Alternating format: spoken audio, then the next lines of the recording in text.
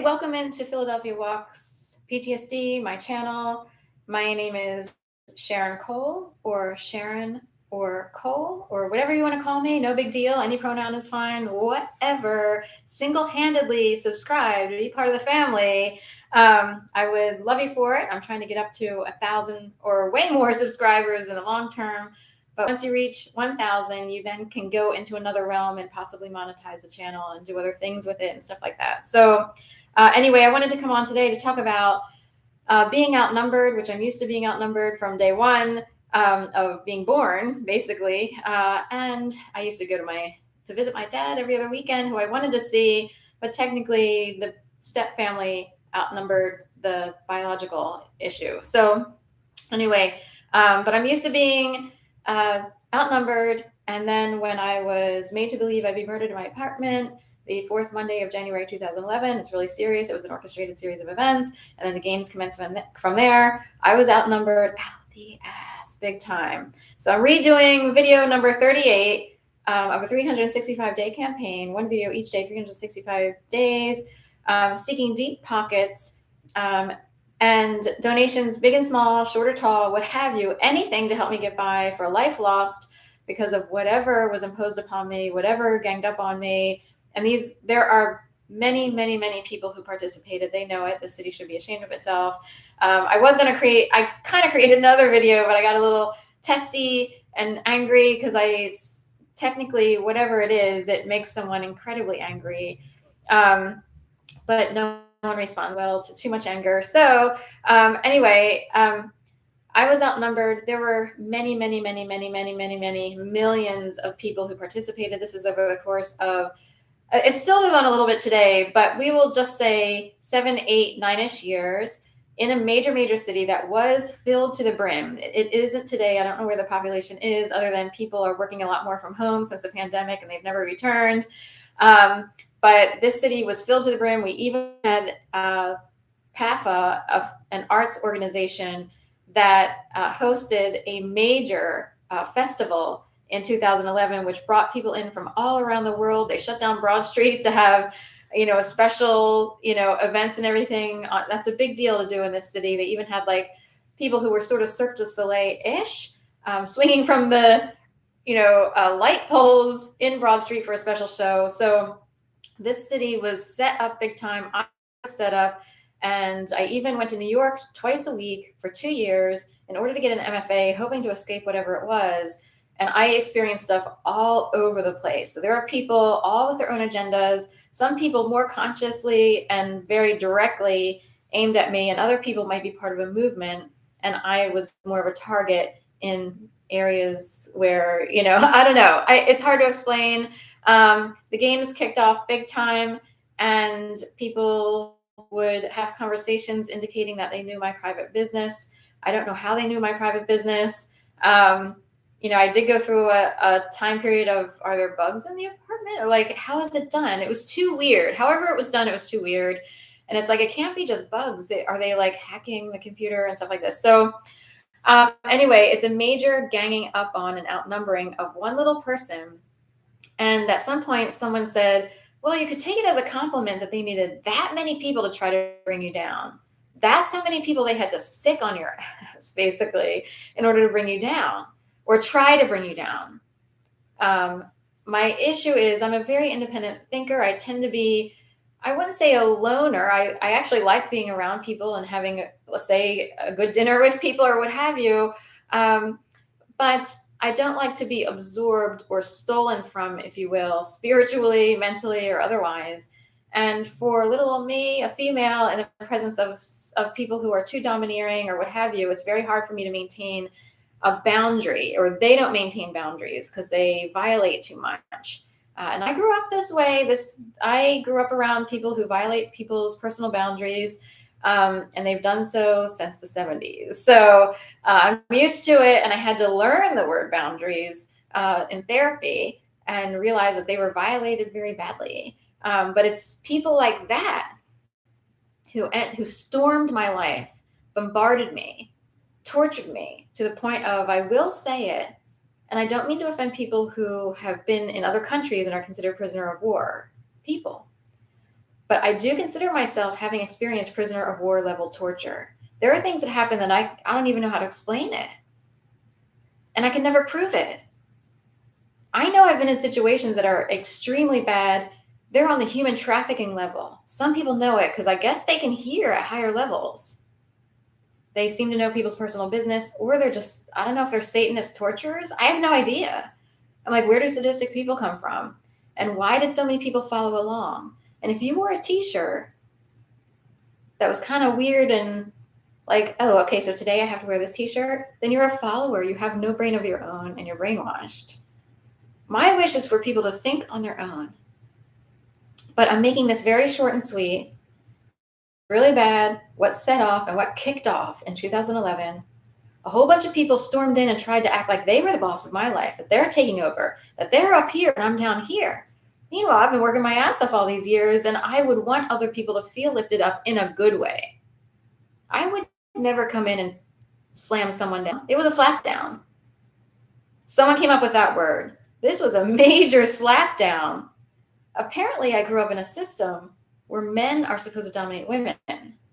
No offense to the good men, because there are a lot of good men, and some of them have become friends with me, and so forth and so on. This would be an extremely oppressive system. And I'm wondering if my family technically was part of a very specific network where if little lady speaks up, we got to show her. And they're sort of blending into the modern era a little bit so they don't sound so back-ass words. Little lady wants to cut her hair, I don't think so. Little lady wants to do this. It's a little bit in there, except people don't look like they're from the backwoods or whatever. Whatever stereotype there is for that. It's kind of in that realm. Oh no, we got to control her ass. She can't be talking. I'm talking. Because no one comes in and takes me over and gets away with it. I refuse to back down. I expect very serious money, very serious compensation. There are men out there who respect women who actually speak up for themselves. And people are made to believe that everybody's supposed to be quiet, and they have secrets to keep. It's actually better to not be quiet. These people live in a gangster mentality from 1923. I know Peaky Blinders is totally awesome. And how hot is Cillian Murphy? Trust me, I know, because someone entered my life who looks a lot like him. I see him for the first time because I didn't watch TV. And I was like, oh my God, I can't believe this person who entered my life could be the twin, except a little bit larger and not as thin. I can't believe it. They must be part of the same lineage somewhere. Because that is crazy that Cillian Murphy, yes, looks exactly like someone who entered my life. The problem is, Peaky Blinders is a TV show. It portrays a certain mentality that is age old. If your brain still operates as if you're part of a gangster family, then you're behind the times and you're identifying with TV, with a fake world, with an illusion. When you come on over to the real side, you realize that's a trap. You don't have to identify with these characters. You are your own person. It's a lie to want to be so much like Shane on the L Word. The people who act in these movies, they have a lot of money and they come from a whole different world than most people. Not to diminish everybody else. We don't want to identify with the gangsters. That is a show for entertainment purposes. But it keeps people oppressed because they think they still have to act that way. They don't. It's a form of a prison.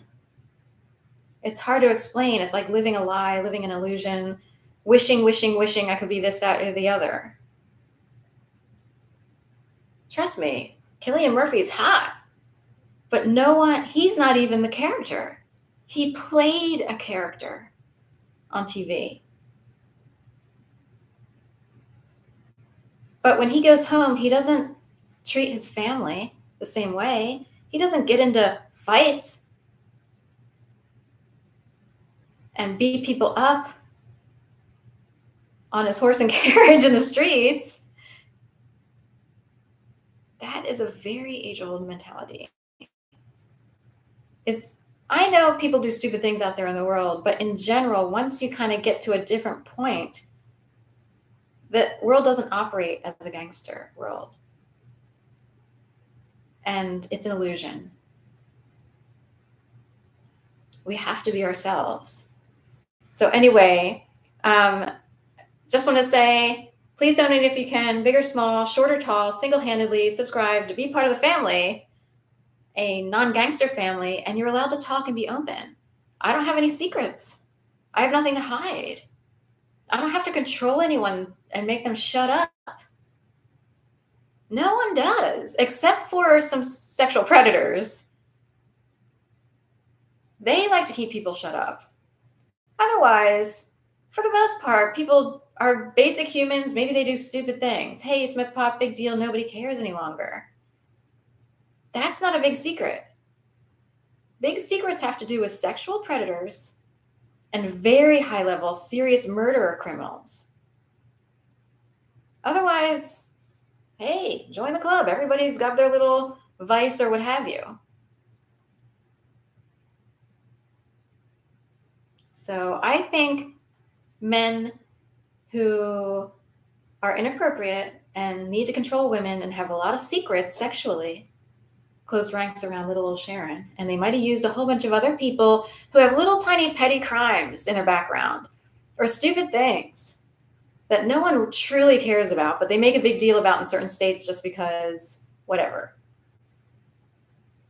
Bigger people with more to hide are the ones who controlled a whole bunch of people down here. Do you want to satisfy the pedophiles and the sexual predators and the murderers? Don't work for them, please. Come on over to my side of the family. Don't toe the line for them. They use people and scare them on the streets. I wouldn't do that. And neither would any male who respects women who speak up. No one should have to live in fear. No one. Okay, thank you. And donate if you can. I could really use it. I'm going to head out for a dog walk. I actually do have to do things to earn a living. And at this point in time, I was tortured so badly, I actually think I should have compensation to be able to survive for the rest of my life because I do have PTSD and it's hard for me to find a normal job where I don't want to strangle people to death. You know what I mean. So, okay, thank you so much.